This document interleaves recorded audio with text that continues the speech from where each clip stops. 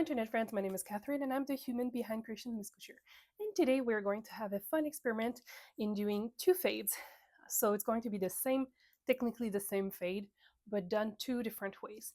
One with the mini skeins still in a hank. So we're going to be experimenting with how the colors will be affected with the natural resistance in those twisted hank, and one with just regular untwisted skein like I would normally do. So without further ado, let's get into this. Hello friends, so today we are doing a fade two ways and I'm very excited about that. So right now, while I'm speaking to you and you're hearing little sounds, it's just me adding some citric acid to my pans, so that way we are all ready to go when we are ready to go.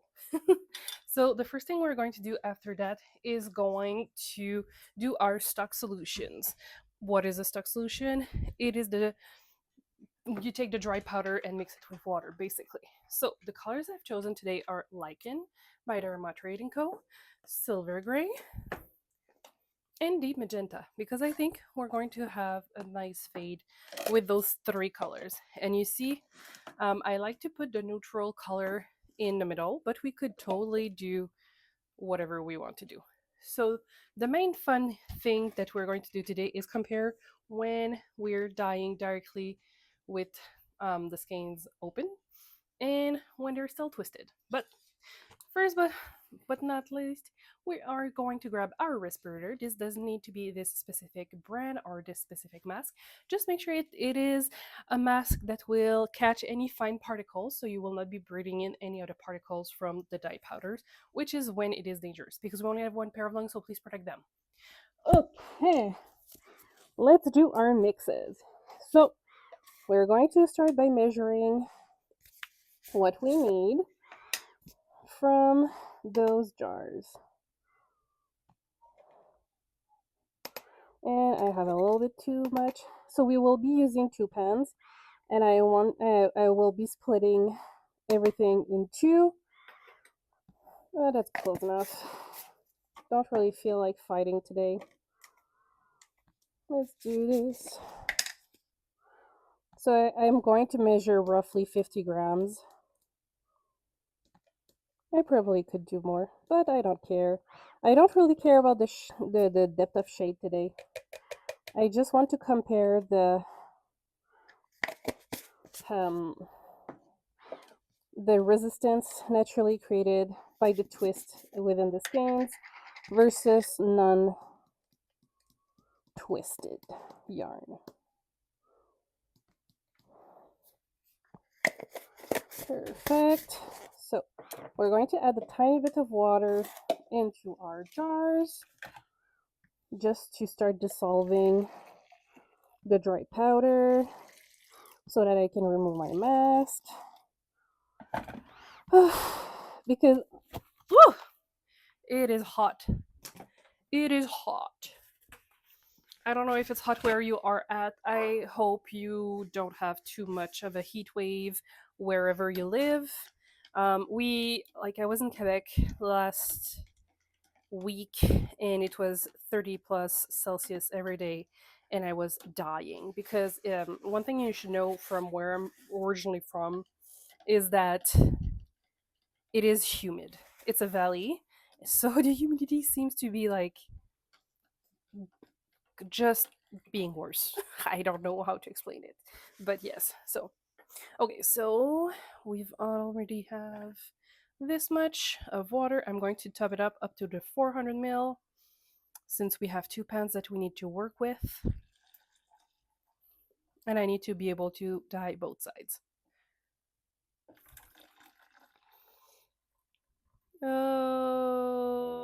Okay, perfect. Oh, I had just enough of water for those. That is amazing. Okay, cool. So now that we have our stock solution, I will go into my little dye pans. Okay, so I already have my citric acid in here because I want the the color to strike the same. And we're adding 8 cups of tap water to each pan.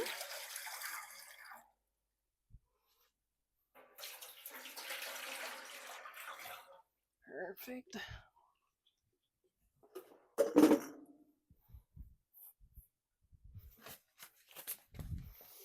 And why do I have those accumulation of citric acid in the middle? I do not know. Okay.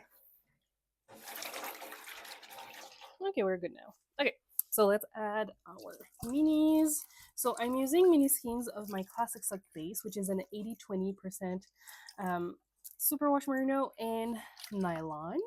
Where is the fifth? There we go. Okay. I probably could have used a smaller pan for this. Yeah, I think I need to swap up because I don't have the intention of... Yeah, I'm going to swap.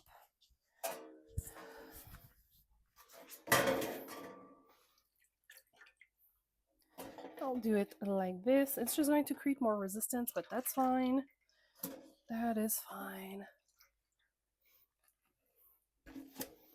Okay.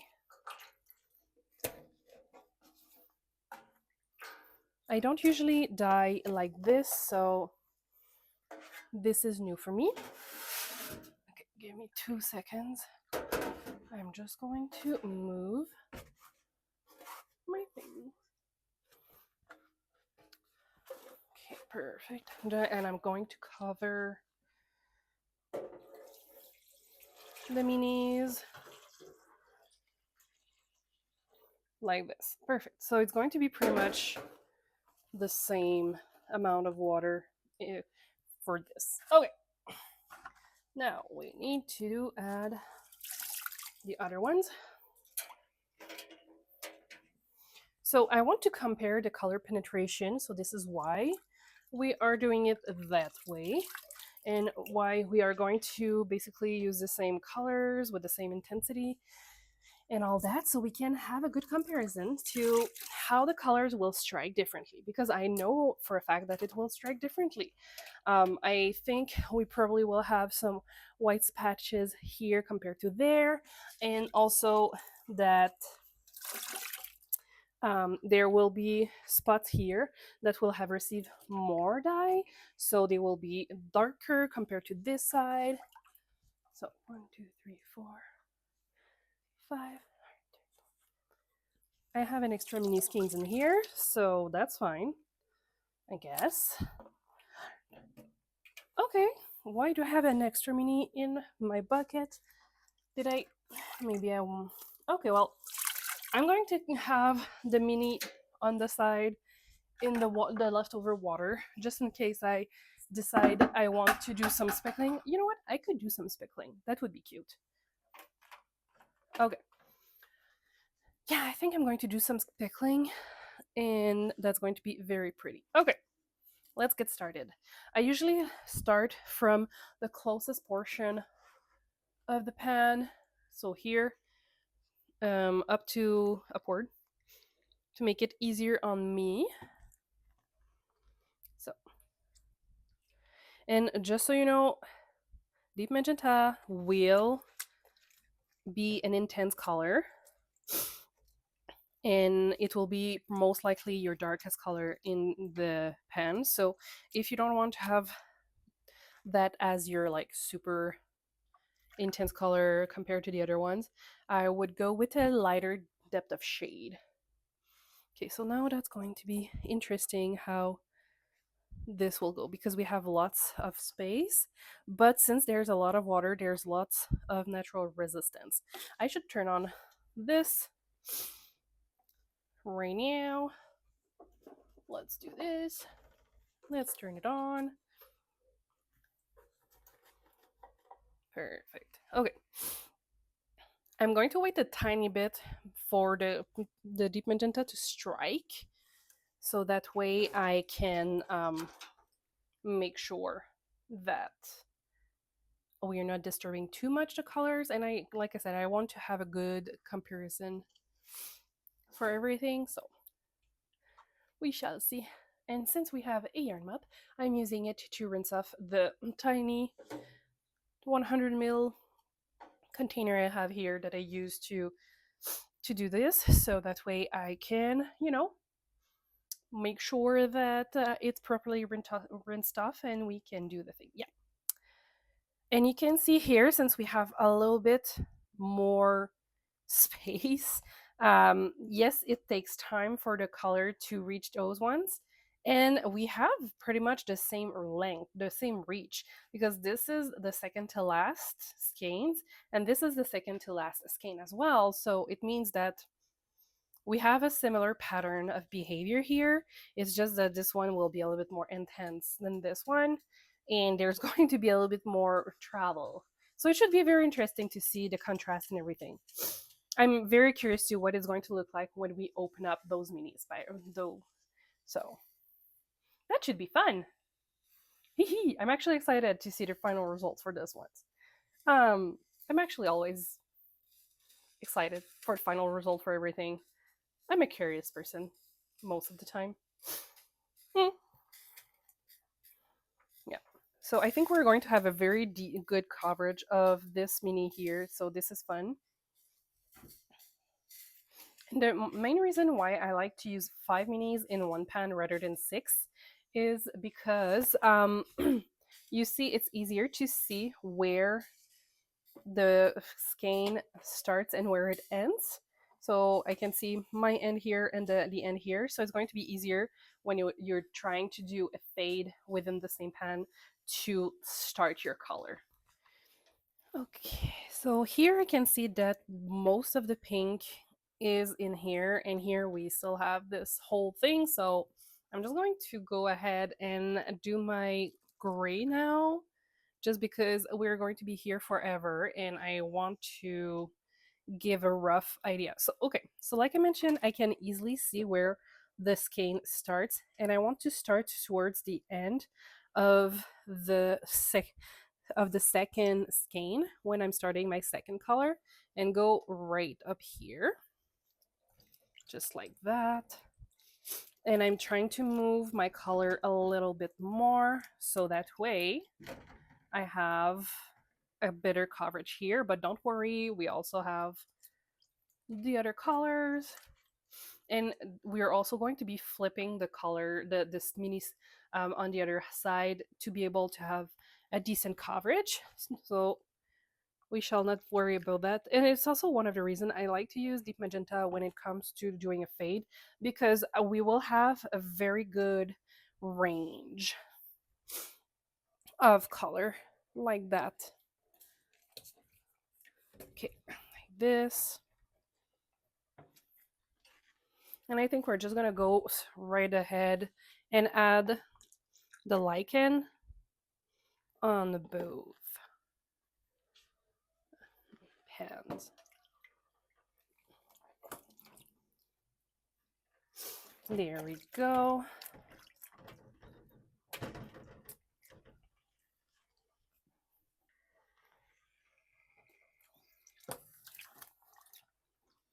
This should be a very interesting thing. So normally I would just do 15 minutes before I flip both sides. But this time I think I'm just going to go a full 30 minutes and do the other side after. And I'm going to add right away a little bit of speckle. So I'm just going to grab my respirator real quick, and we're going to do a quick speckle on this side, because I want to do the speckles on both sides. So give me 2 seconds.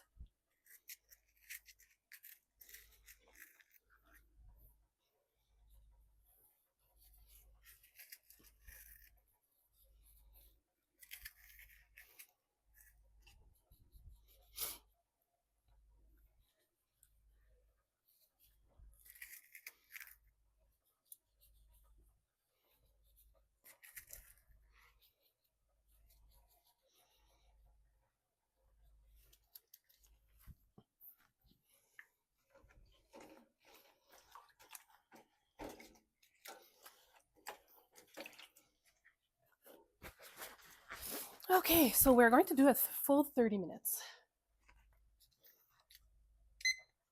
and then we're gonna come back and hope that this will have absorbed a little bit.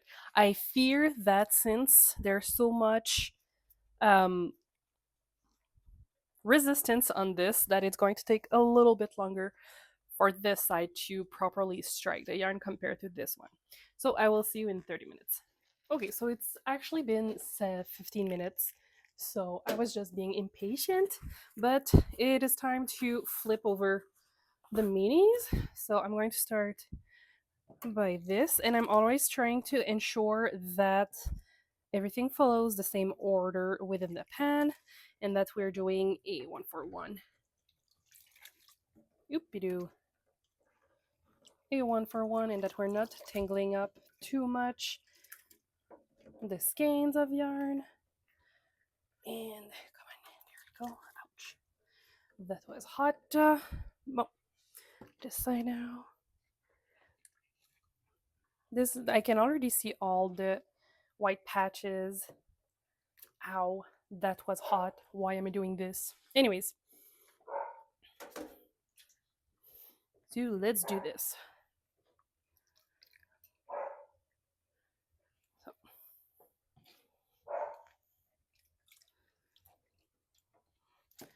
there we go.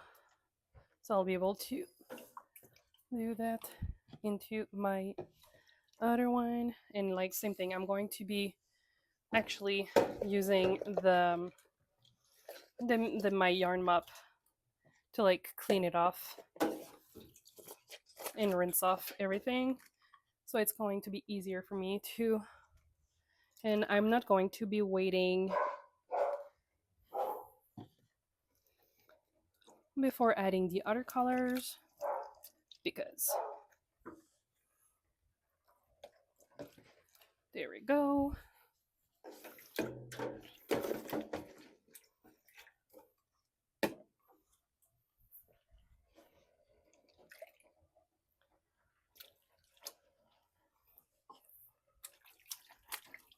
Here we go.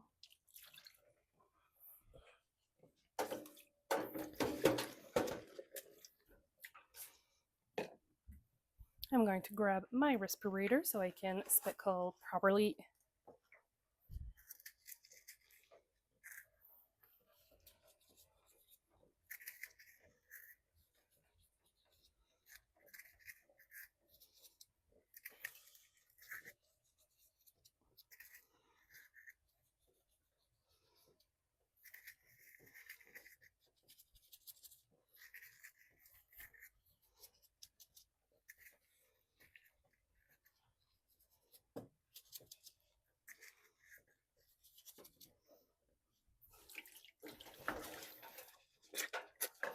And we're going to do a 30 minutes, and then I will see you in 30 minutes to see how it's going.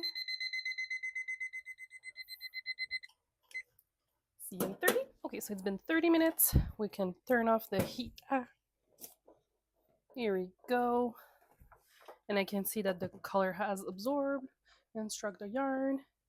And we can see how much moodier this side is compared to this side. This is more like a spring color palette, where this is definitely more autumnal. So I will let this cool off completely, and we're gonna wash off the excess dye in a little bit, and I will see you when it's time to do that. So now it is time to wash off any excess dye from our mini fades that we did earlier. So we've got 1, 2, 3, 4, and 5 right here. So since we have some speckles, it is very important to carefully, and see, there is absolutely no dye in the dye bath. So yes, so it is always very important when you are doing speckles to make sure to properly rinse off any excess dye, because like I've mentioned a few times, it does happen quite often that we will end up with clumps of dry powder that will have accumulated either on top of it or sometimes on the zip tie. So it's important to let it soak and make sure that we're rinsing it off. So I'm just going to let this soak for 10 minutes and we're going to come back to see what we are working with. Okay, let's see what we've got in the water because we have deep magenta in here. So it does happen quite often that we will end up with color in the water, but we are good for this one. I'm going to set this aside in my spin dryer. Spin drawer. Oh boy, what is the word? So that way we will be able to spin dry everything at the same time. Now we're going to grab the other minis, the more autumnal vibes, and we're going to put them on zip ties now. So that way I will be able to properly wash and also properly. Oh my goodness, we have quite a bit of. This is what I was expecting. So, no surprise here for how much white we have in here. Yep, that's what I was expecting.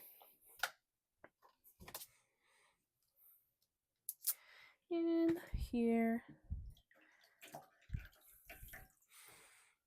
just going to untwist everything so that way it will be able to get clean properly and dry properly as well. Okay, yeah. Just trying to ensure that I put the zip tie at the right spot. It is actually pretty funny to see how much white we have. Even with the deep magenta, we're going to have a lot of white. And that's okay. It's part of the experimentation that we were doing, after all. Okay, so we're going to let this soak, but we don't have any color left in the bath. So that's always a fantastic news. So we're going to let this soak for like 10 minutes and we're going to come back to see what's up with that. So I will see you in 10 minutes. Okay, let's see. I'm always curious with the deep magenta if we're going to have bleed in the water. But so far so good. I think we don't have no, we don't have any hint. That's actually a pretty cool effect. I kind of like that.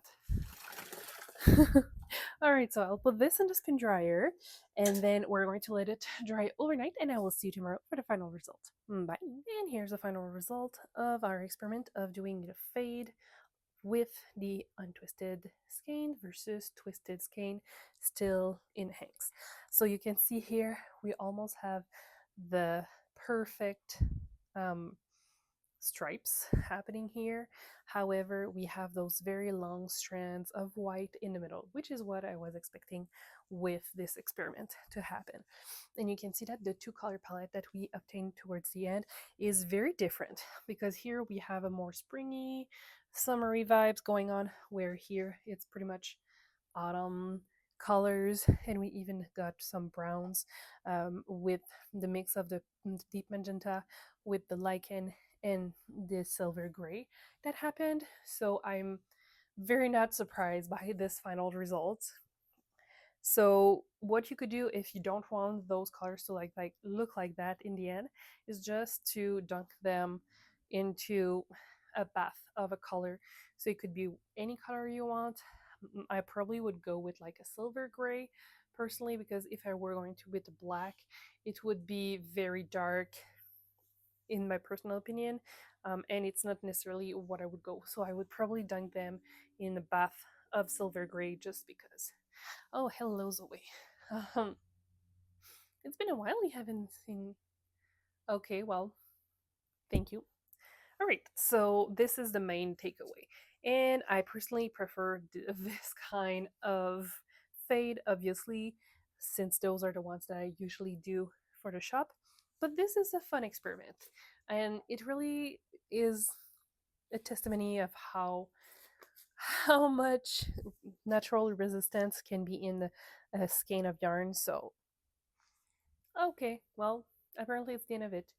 So, thank you for watching. I hope you liked the video, and if you did, please consider sharing, liking, and subscribing, and I will see you in the next one very soon. Bye!